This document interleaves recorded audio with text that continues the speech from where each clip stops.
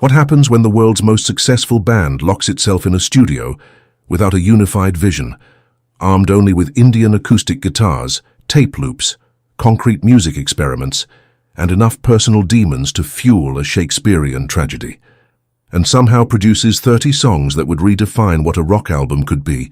The year was 1968, and the Beatles weren't just fragmenting. They were exploding into 4 distinct creative universes, each pulling the band's sonic fabric in radically different directions.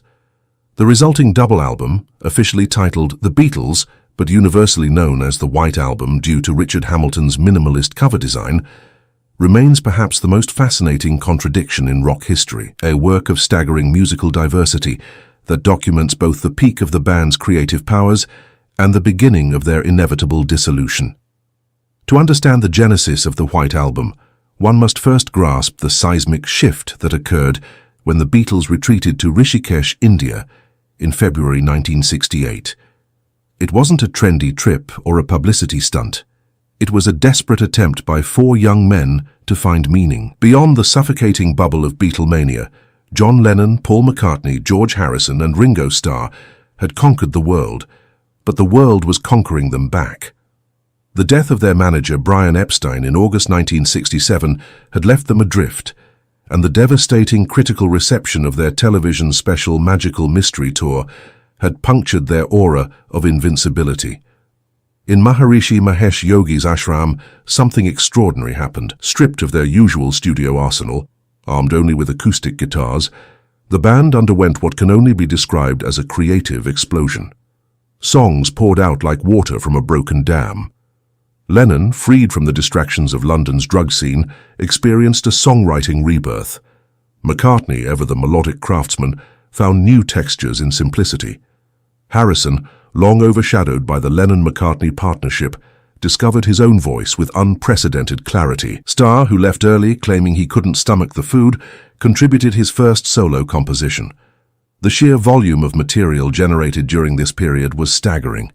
Various accounts suggest that between 30 and 40 songs were written or significantly developed during their stay in India. Though the exact number remains debated among Beatles historians, these weren't throwaway compositions or half-baked ideas. Many would become cornerstones of the White Album and their subsequent solo careers. Dear Prudence, with its Travis picking pattern in D major cascading through descending bass notes, was written about Prudence Farrow's obsessive meditation practices. While My Guitar Gently Weeps, Harrison's masterpiece featuring Eric Clapton's weeping guitar lines in a minor, emerged from philosophy about universal sadness. Blackbird, McCartney's finger-picked meditation inspired by racial tensions and the civil rights struggle in America, used an ascending bass line inspired by Bach against a melody in G major, becoming one of the most covered songs in popular music. When the Beatles reconvened at EMI Studios on Abbey Road on May 30, 1968, they brought this treasure trove of compositions, but also the seeds of their destruction. The democratic spirit that had characterized their earlier recordings was evaporating. Instead of the collaborative arrangements that marked Revolver and Sgt. Pepper's Lonely Hearts Club Band, the White Album sessions increasingly became a series of solo recordings, with the other Beatles serving as session musicians when they bothered to show up. The technical approach to recording the White Album marked both a return to basics and a leap into the avant-garde. After the orchestral excesses and psychedelic production techniques of their previous albums, there was a conscious decision to strip many songs down to their essential elements. Julia, Lennon's haunting tribute to his late mother, features only his double-tracked voice and finger-picked guitar in D major, with a chromatically descending bass line that wouldn't sound out of place on a Nick Drake album. The sparse production allows every breath, every string squeak, every subtle variation in Lennon's vulnerable vocal delivery to be heard in crystal clarity. Yet this minimalism coexisted with some of the most adventurous sonic experimentation the Beatles had ever attempted. Revolution 9 remains one of the most challenging pieces of music ever included on a mainstream rock album. 8 minutes and 22 seconds of musique concrète that makes Karlheinz Stockhausen sound like Perry Como, built from tape loops, reversed orchestral recordings, random radio broadcasts, and Yoko Ono's avant-garde sensibilities. It's either a masterpiece of sound collage or unlistenable garbage, depending on your tolerance for experimental music. The fact that it sits on the same album as Obla Di Obla Da, McCartney's music hall pastiche in C major, with its bouncy piano rhythm and ska-influenced arrangement, perfectly encapsulates the schizophrenic nature of the White Album. The recording process itself became a battlefield. McCartney's perfectionism clashed with Lennon's impatience. Harrison's growing confidence as a songwriter met dismissive attitudes from his bandmates. Starr, feeling increasingly marginalized, actually quit the band on August 22, 1968. During the recording of Back in the USSR, McCartney's Beach Boys parody, featuring a rock progression in a major, airplane sound effects, and multi-tracked harmonies reminiscent of California Girls. McCartney ended up playing drums on that track and on Dear Prudence, displaying a looser, more aggressive style than Starr's typically restrained approach. The technical innovations scattered throughout the White Album deserve detailed examination. Happiness is a Warm Gun represents one of the most complex compositions the Beatles ever recorded, featuring multiple time signature changes from 4/4 to 6/8 to 3/4 and back. Within its brief 2:43 duration, the song progresses through distinct sections: a finger-picked intro in C major with chromatic descents, a waltz-time passage with doo-wop backing vocals, and a climactic blues rock finale in A major. The title, taken from an American gun magazine Lennon had seen, adds a layer of dark irony that anticipates punk rock's sardonic worldview by nearly a decade. Helter Skelter deserves special mention as one of the earliest and most influential proto-metal recordings. McCartney, inspired by a review of The Who's I Can See for Miles that described it as the loudest, rawest rock song ever recorded, decided to outdo it. The result is 4:29 of controlled chaos, a grinding riff in E major played through overdriven Vox amps, Starr's thunderous drumming pushing the meters into the red, and McCartney's larynx-shredding vocals that make Robert Plant sound like a choir boy. Its influence on subsequent heavy music cannot be overstated. Everyone from Black Sabbath to Soundgarden owes a debt to its proto-metal fury. The fade-out, fade-in ending featuring Starr's famous shout, "I've got blisters on my fingers," wasn't staged. It was the genuine exhaustion of a drummer who'd just played his kit like he was trying to destroy it. George Martin's production approach on the White Album differed markedly from his orchestral arrangements on previous Beatles albums. Here, he functioned more as referee and technical facilitator than creative partner. The band's insistence on maintaining the raw live feel of many tracks meant Martin's role shifted to capturing performances rather than building them. This is particularly evident in Year Blues, recorded live in a small annex room at Abbey Road to achieve a claustrophobic blues club atmosphere. The song's E major blues progression, featuring Lennon's primal scream vocals and Harrison's scorching guitar solo, anticipates the garage rock revival by decades. The album's sonic palette expanded through innovative use of available technology. Artificial double tracking, ADT, invented by Abbey Road engineer Ken Townshend, was employed extensively but more subtly. Variable speed recording transformed McCartney's voice on Wild Honey Pie into a bizarre falsetto, while Blue Jay Way used similar techniques combined with reversed recordings and flanging effects to create Harrison's psychedelic meditation on Waiting for Friends in the Los Angeles fog. The cello and violin arrangements on Piggies, Harrison's satirical social commentary, featuring harpsichord played by Chris Thomas, were recorded with close miking techniques that emphasized bow scrapes on strings, adding to the song's caustic atmosphere. The influence of Indian classical music, particularly in Harrison's contributions, represents another crucial element of the White Album's sonic diversity. Harrison's deepening understanding of Indian musical theory and philosophy, developed during studies with Ravi Shankar, permeates songs like Long, Long, Long, where the Hammond organ drone creates a tambura-like effect, and Harrison's vocal delivery incorporates microtonal inflections characteristic of classical Indian singing. The song's dynamic range, from near-inaudible verses to explosive choruses, creates an emotional intensity that prefigures the quiet, loud dynamics alternative rock bands like Nirvana would employ decades later. Lennon's contributions to the White Album show his movement toward a more personal, confessional songwriting style that would define his solo career. I'm So Tired, with its lethargic verses in a major collapsing into aggressive choruses in E major, captures the exhaustion and frustration of insomnia with raw honesty. The guitar arrangement features Lennon's distinctive rhythm style, what George Martin called his clawhammer approach, creating a texture that's simultaneously lethargic and agitated. Cry Baby Cry, built on a descending chord progression from E minor through C to G, incorporates mellotron flutes to create a nursery rhyme atmosphere that's genuinely disturbing, like a children's song played in a haunted house. McCartney's eclecticism reached new heights on the White Album. Honey Pie isn't just a pastiche of 1920s dance band music. It's a meticulously crafted recreation, featuring authentic period arrangement techniques, complete with megaphone vocals and a clarinet saxophone section played by London jazz scene session musicians.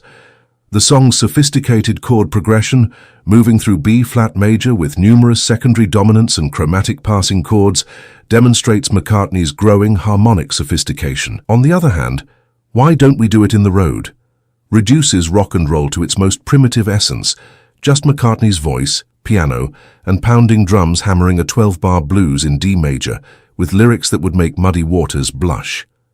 The sequencing of the White Album's 30 tracks across 4 vinyl sides represents a masterclass in album construction, even while embracing chaos. Side 1 opens with the airplane roar of Back in the USSR and closes with the tender Julia. Side 2 begins with Birthday, a spontaneous rocker in a major created during a studio break, and ends with Year Blues. Side 3 starts with the charming music hall parody Everybody's Got Something to Hide Except Me and My Monkey, and concludes with the lullaby Cry Baby Cry. Side 4 begins with Revolution 1 and ends with Good Night, Ringo's orchestrated lullaby arranged by George Martin in the style of a Hollywood musical finale. This sequencing creates a listening experience that's deliberately discordant, forcing the listener to abandon expectations and surrender to the album's unpredictable flow. The juxtaposition of styles isn't random, it's carefully crafted for maximum impact. The transition from Bungalow Bill, a campfire sing-along featuring Yoko Ono's only vocal contribution on a Beatles album, to While My Guitar Gently Weeps, one of the most emotionally profound songs in the band's catalogue, exemplifies this approach. The role of outside musicians on the White Album marked a significant departure from the Beatles' typically insular recording process. Eric Clapton's uncredited guitar solo on While My Guitar Gently Weeps not only provided the song's characteristic weeping lines, but also temporarily eased band tensions. Everyone was on their best behavior with a guest present. Nicky Hopkins's electric piano on Revolution adds a barrel house blues feel that transforms the song from its acoustic origins, Revolution 1, into a fierce political statement. The Mike Sammy's singers on Good Night provide the kind of saccharine backing vocals the Beatles themselves would never have attempted, adding to the song's deliberately exaggerated sentimentality. The album's treatment of rock and roll history deserves special attention. Birthday combines 1950s rock and roll elements with contemporary production techniques, creating something both nostalgic and modern. The song's structure, built on an I-over-V progression in a major with a bridge modulating to C major, is pure Chuck Berry, but the production, featuring heavily compressed drums and a distinctive cowbell pattern, points toward the future of rock production. Rock and roll music and Back in the USSR similarly reference early rock and roll, while simultaneously commenting on it, creating a meta-textual layer that acknowledges rock's evolution from youthful rebellion to established art form. The White Album's lyrical content ranges from deeply personal to absurdist, from social commentary to pure nonsense. Blackbird operates on multiple levels, ostensibly about a bird with a broken wing. It's also McCartney's response to racial tensions and the civil rights movement in late 1960s America. The finger-picking pattern derived from Bach's bourrée in E minor creates a delicate counterpoint to the song's heavy subject matter. Piggies uses barnyard metaphors to deliver Harrison's sharpest social satire, yet lines about capitalist pigs needing a damn good whacking wouldn't sound out of place on a Clash album a decade later. Lennon's wordplay reaches surreal heights in Glass Onion, a self-referential piece that comments on Beatles mythology while adding new layers of confusion. The Walrus was Paul, being a deliberate red herring for conspiracy theorists already scouring Beatles records for hidden meanings. Everybody's Got Something to Hide. Except Me and My Monkey features lyrics that are either about Lennon's heroin use, his relationship with Yoko, or simply nonsense, possibly all three simultaneously. The ambiguity is intentional, reflecting Lennon's growing interest in leaving interpretation to the listener rather than providing clear narratives. The production techniques employed throughout the White Album would influence recording practices for decades. The drum sound on Dear Prudence, achieved through close miking Starr's kit and heavy compression, became a template for rock drum production. The technique of recording bass and drums together in isolation, then overdubbing other instruments, used extensively during the sessions, became standard rock recording practice. The use of room ambience as a musical element, particularly evident in Savoy Truffle, where the brass section was recorded at a distance to capture Studio One's natural reverb at Abbey Road, predates the ambient music movement by years. The engineering team's contributions deserve particular recognition. While Geoff Emerick had been the Beatles' primary engineer since Revolver, tensions during the White Album sessions led to his departure on July 16, 1968. Ken Scott, who had been working as tape operator and occasional engineer, took over primary engineering duties for most of the remaining sessions. This personnel change brought a slightly different sonic approach. Scott's engineering style was somewhat less experimental than Emmerich's, but captured the raw, live feel the band was seeking. The collaboration between Scott, George Martin, and various assistant engineers created the album's distinctive sonic character. The album's release on November 22, 1968, was met with equal measures of confusion, acclaim, and controversy. Critics were divided. Some hailed it as the Beatles' masterpiece. Others saw it as self-indulgent and unfocused. The New York Times called it an extended and heterogeneous montage of recordings. While Rolling Stone praised its breadth and musical invention, public response was more uniformly positive. It topped charts worldwide and sold over 2 million copies in the United States within a month of release. The White Album's influence on subsequent music is immeasurable. The lo-fi aesthetic of songs like Wild Honey Pie and Why Don't We Do It in the Road prefigured the DIY ethos of punk and indie rock. The experimental techniques of Revolution 9 influenced everyone from Can to Sonic Youth. The acoustic intimacy of Julia and Blackbird provided a template for the 1970s singer-songwriter movement. The heavy rock of Helter Skelter and Yeah Blues pointed toward heavy metal and grunge. The album's genre-hopping eclecticism as a whole became a model for artists who refused to be confined by stylistic boundaries. Charles Manson's appropriation of Helter Skelter and other White Album songs as inspiration for his 1969 murders added a dark footnote to the album's history. Though the Beatles bore no responsibility for Manson's delusions, the incident highlighted how the album's ambiguous lyrics and apocalyptic tones could be misinterpreted by disturbed individuals. McCartney's innocent song about a playground slide became forever associated with mass murder, a reminder of how art, once released into the world, escapes its creator's control. The technical achievements of the White Album sessions pushed Abbey Road Studios' equipment to its limits. The use of 8-track recording, still relatively new technology in 1968, allowed for more complex overdubbing than ever before. The Beatles and their engineers developed new techniques for track bouncing, artificial double tracking creation, and tape speed manipulation to achieve desired effects. The extensive use of close miking techniques, particularly on acoustic instruments, captured unprecedented levels of detail in rock recordings. The decision to include room noise, count-ins, and studio chatter on various tracks added a documentary quality that made listeners feel like participants in the creative process.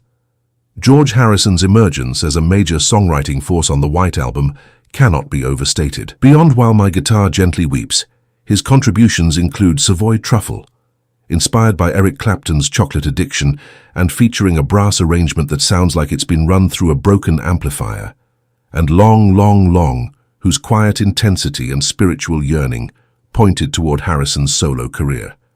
The fact that Harrison had enough quality material left over for his 1970 triple album, All Things Must Pass, indicates how creatively fertile this period was for him. The album's treatment of gender and relationships reflects the changing social dynamics of 1968. Julia presents male vulnerability and maternal longing with unprecedented emotional nakedness. Martha, My Dear may ostensibly be about McCartney's sheepdog, but its music hall arrangement and complex harmonic structure elevate it beyond novelty. Sexy Sadie, originally a bitter attack on the Maharishi before Lennon changed the name, demonstrates how personal disappointment could be transformed into universal commentary on disillusionment with authority figures. The role of drugs in the White Album's creation is complex and often contradictory. While the India stay represented a period of relative sobriety, the London sessions saw increasing use of various substances. Lennon's heroin use during this period influenced both his songwriting and his increasingly erratic behavior. The hallucinogenic experiences that had shaped Sgt. Pepper gave way to a raw, more immediate sound that reflected both withdrawal and intoxication. Everybody's Got Something to Hide Except Me and My Monkey captures the manic energy of stimulant use, while I'm So Tired documents the crushing hangover. The album's approach to stereo mixing, handled primarily by George Martin and engineers Ken Scott and the Abbey Road team, deserves particular attention. Unlike modern recordings where stereo placement is carefully balanced, the White Album's stereo mixes often feature extreme panning, drums entirely in one channel, vocals in another. This wasn't sloppiness but a deliberate aesthetic choice, creating a three-dimensional sound space that rewards headphone listening. The mono mixes, prepared separately and with greater band involvement, often feature completely different balances and even alternate takes, making them essential listening for understanding the album's full scope. The financial and commercial aspects of the White Album's creation reflected the Beatles' increasingly chaotic organizational structure. The formation of Apple Corps in early 1968 had given the band greater control over their music, but also created new administrative headaches. The extended sessions from May to October 1968 resulted in enormous studio costs that would have bankrupted a less successful act.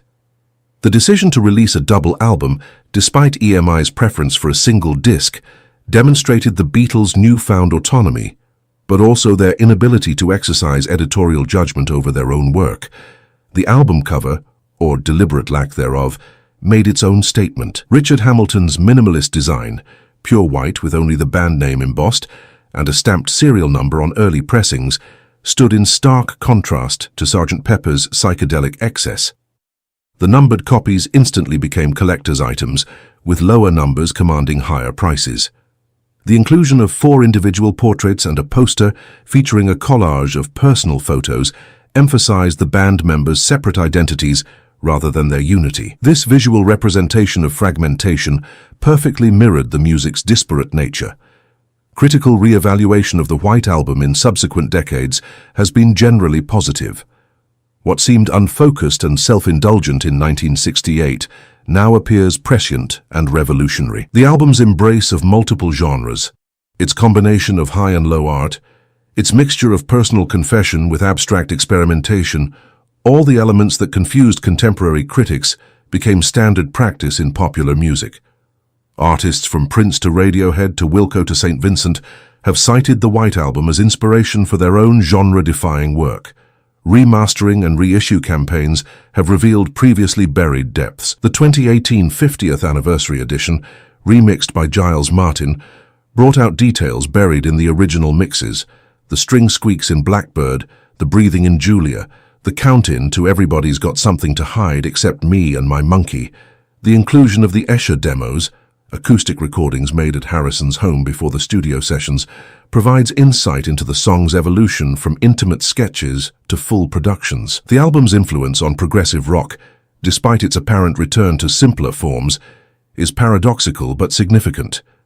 The extended suite-like nature of the full album experience, the incorporation of diverse musical styles, the use of the studio as a compositional tool, and the embrace of both experimental and traditional forms all became hallmarks of progressive rock. Bands like Yes and Genesis took the White Album's eclecticism and expanded it into 20-minute epics, while King Crimson adopted its willingness to juxtapose beauty with chaos. The White Album's sociological impact extended beyond music into broader cultural conversations about artistic freedom, commercial expectations and creative collaboration. The album demonstrated that a rock band could release challenging non-commercial material alongside potential hit singles without alienating their audience.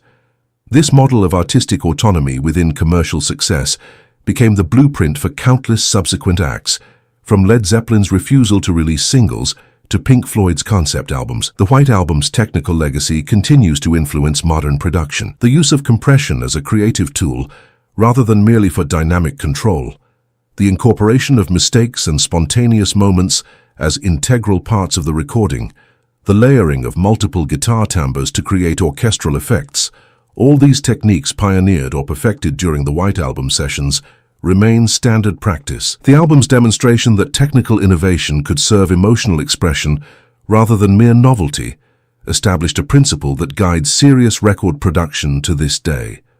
Looking from our current perspective, the White Album remains both an ending and a beginning. It marked the end of the Beatles as a unified creative force. Never again would all four members be equally invested in a project. Yet it also marked the beginning of a new phase in rock music, where albums could be expansive, contradictory, challenging, and still commercially successful. It proved that rock musicians could be artists rather than merely entertainers, that albums could be statements rather than merely collections of songs. The album's treatment of nostalgia deserves particular attention. Songs like Goodnight and Honey Pie look back to pre-rock popular music, but with a knowing wink that acknowledges the impossibility of genuine return. This postmodern approach to musical history, simultaneously sincere and ironic, would become increasingly important in popular music, from 1970s glam rock, Roxy Music, through 1990s alternative rock, Beck, to contemporary artists like St. Vincent, who freely blend vintage and futuristic sounds. The White Album's exploration of violence, both musical and lyrical, prefigured punk and metal's confrontational approach. Helter Skelter isn't just loud, it's aggressive in a way the Beatles had never been before. Happiness is a warm gun links sex and violence with a casualness that would have been unthinkable on Please Please Me. Piggies suggests violent revolution with a casualness that belies its gentle harpsichord arrangement. This willingness to explore darker themes without moral judgment opened doors for future artists to address controversial subjects in popular music. The album's relationship to the concept of authorship in popular music proved revolutionary. Though Lennon-McCartney compositions had always been jointly credited regardless of actual authorship, the White Album made clear that these were increasingly individual visions. Harrison and even Starr emerged as distinct creative voices. This dissolution of the collective into individual voices paradoxically created a work greater than the sum of its parts. 4 solo albums, somehow combining into a unified statement about disunity. The recording techniques developed during the White Album sessions regarding vocal production deserve special mention. The intimate, close-mic'd quality of Lennon's voice on Julia, the aggressive distortion applied to McCartney's vocals on Helter Skelter, the ethereal quality achieved in Harrison's voice on Long, Long, Long through reverb and compression. Each required different approaches that expanded the vocabulary of vocal recording. The use of automatic double tracking, variable tape speeds, and multiple passes to create vocal textures, rather than simply capturing a performance, established new possibilities for the human voice in recorded music. The album's approach to musical quotation and reference created a new kind of intertextuality in rock music. Glass Onion explicitly references previous Beatles songs, creating a self-conscious commentary on their own mythology. Revolution 9 incorporates fragments of classical recordings, creating a collage that questions boundaries between original composition and appropriation. This postmodern approach to musical creation, where reference and quotation become compositional tools, would become increasingly important in sample-based music and hip-hop production. The White Album ultimately stands as proof that creative tension can produce extraordinary art. The very forces that were tearing the Beatles apart, personal animosities, divergent artistic visions, outside influences, drug use, commercial pressures, somehow combined to create a work of staggering diversity and consistent brilliance. Each member's desire to assert their individual identity, rather than dilute it for the band's impact, created a kaleidoscopic portrait of late 1960s cultural effervescence. When we listen to the White Album today, more than half a century after its release, its relevance remains undiminished. In an era of playlist culture and shortened attention spans, its sprawling 93-minute length feels almost defiant. Yet its eclecticism suits modern listening habits perfectly. where genre boundaries have largely dissolved. The album's embrace of both high and low culture, its blend of sincerity and irony, its combination of technical innovation and primitive expression, all feel remarkably contemporary. The White Album wasn't just a record, it was a declaration of artistic independence, a document of creative dissolution, a blueprint for rock music's future, and a farewell to innocence, all in one. It proved that a rock album could be anything its creators wanted it to be. Symphony, comedy, tragedy, experiment, confession, celebration, provocation. By refusing to be one thing, it became everything, and in doing so, changed everything that came after. The Beatles may have been disintegrating, but in their destruction they created something indestructible, a testament to the power of creative freedom, the beauty of chaos, and rock and roll's enduring capacity to surprise, challenge, and transform.